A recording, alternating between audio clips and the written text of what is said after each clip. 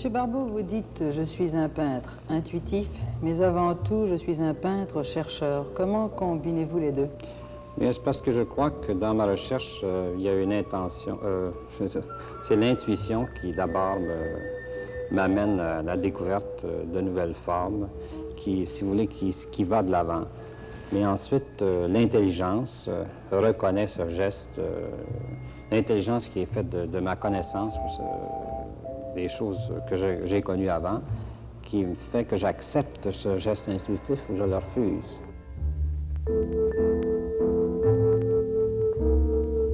Vous êtes très indépendant, hein? Oui, oui. Je peux vous dire une chose, c'est que j'ai toujours eu beaucoup d'admiration pour la musique. Un petit peu solitaire? Bien, je veux dire que j'adore tout le monde, vous savez.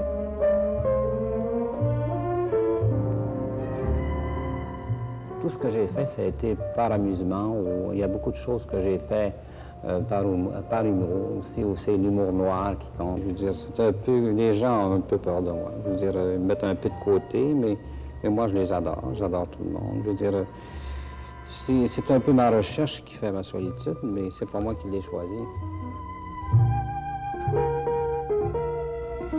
Quelles sont pour vous les étapes très importantes depuis 20 ans? Je crois que chacune de mes étapes est aussi importante l'une que l'autre.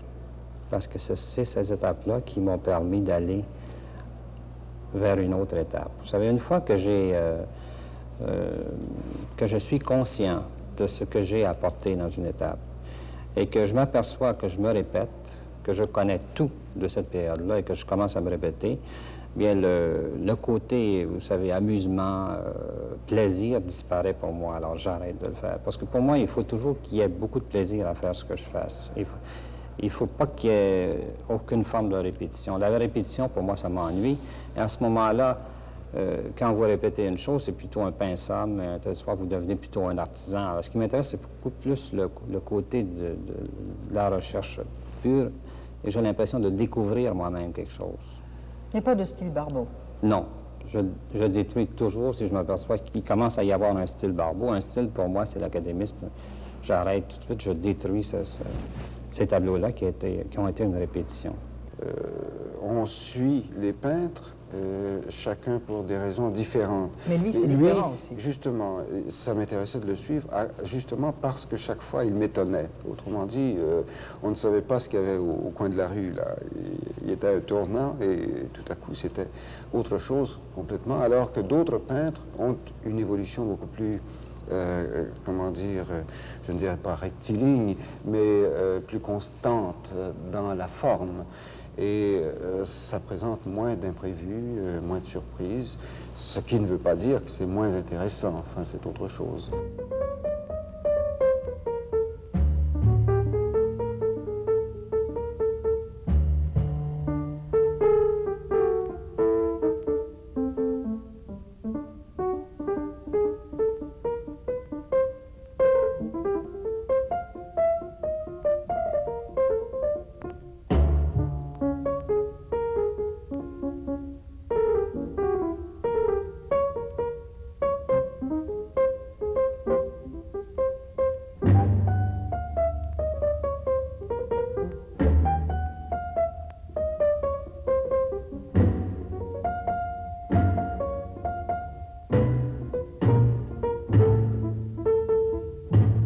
Mais je peux dire, c'est quand même Borzois qui m'a mis au monde comme peintre, vous savez. C'est lui qui m'a fait découvrir vraiment la qualité des œuvres peintes contemporaines et même anciennes. Et c'est vraiment grâce à lui si je suis un peintre maintenant. Mais plus tard, si vous voulez, j'ai fait des tableaux, surtout avec Jean-Paul Riopel dans l'atelier de la Ruelle, où on a fait les premières œuvres appelées automatistes, où on lançait la peinture sur la toile. Et un soir, Bordeaux était venu à l'atelier de la rue Université, mais ces toiles-là n'avaient aucune profondeur. Alors, le critère de Bordeaux de ne pas accepter ces toiles-là, c'est parce qu'il ne voyait pas du tout, justement, cette troisième dimension qui n'existait pas dans les tableaux.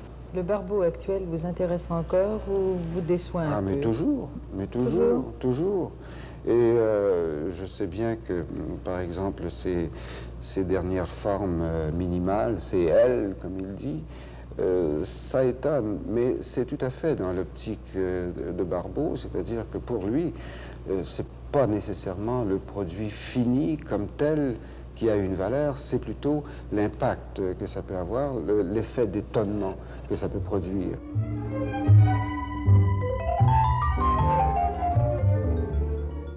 Je crois que ces choses-là sont assez près de l'humour.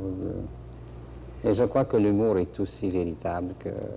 Mais en les faisant d'une façon assez humoristique, si vous voulez, je crois que sur le plan, sur le mur, ils se tiennent très bien. Alors, c'est beaucoup plus le complexe de la série. Sur ces tableaux-là, premièrement, c'est elle, je les ai fait faire, excepté ceux qui sont faits sur toile, les grands qui sont ici au musée. Je les ai faits moi-même. Et ils sont tous identiques, vous savez. Je veux dire, ce sont des ailes qui mesurent 72 pouces de haut par 18 pouces de large par 36 de long. Et je crois que j'aurais pu les faire en usine aussi, c'est tout. Mais je veux dire, il y a le choix uniquement de l'arrangement sur le mur qui compte. Mais le côté fer disparaît et il ne m'intéresse pas du tout.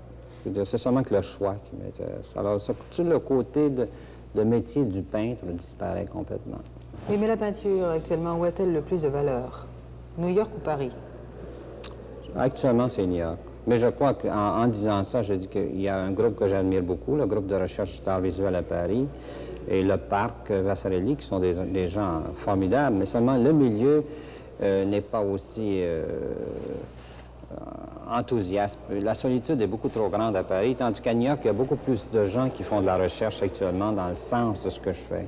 Nous faisons cette exposition maintenant parce que déjà Barbeau est un artiste qui a une production considérable et nous voulons montrer justement peut-être aux plus jeunes qui n'ont pas eu l'occasion de voir cette évolution que Barbeau est passé par différentes phases depuis une peinture lyrique abstraite et très gestuelle jusqu'à une peinture optique et plus tard illusionniste abstraite, enfin, et avec, on voit également là ce qu'on appelle des shaped canvas, enfin, des tableaux qui ne sont pas carrés ou rectangulaires.